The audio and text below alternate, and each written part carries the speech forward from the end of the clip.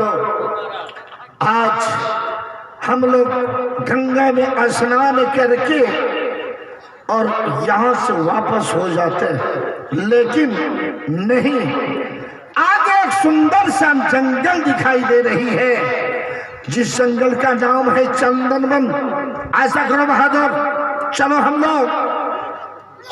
आते वक्त छोटी रानी कही थी ना कि महाराज मेरे लिए कोई जानवर लेते आइएगा।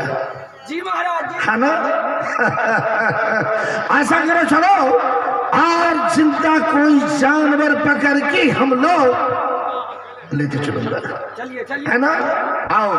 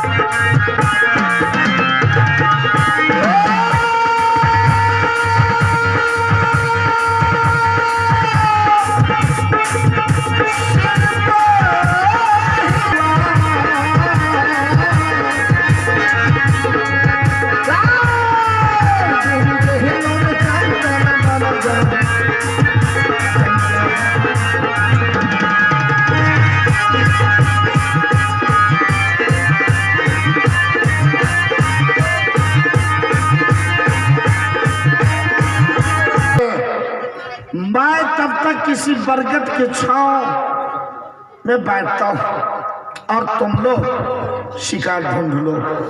ठीक है महाराज। अगर कोई जानवर तुझ पर आक्रमण करे तो शीघ्र मुझे बुला लेना, है ना? क्यों नहीं महाराज? ठीक है, जाओ तुम लोग और मैं तब तक विश्राम कर रहा हूं।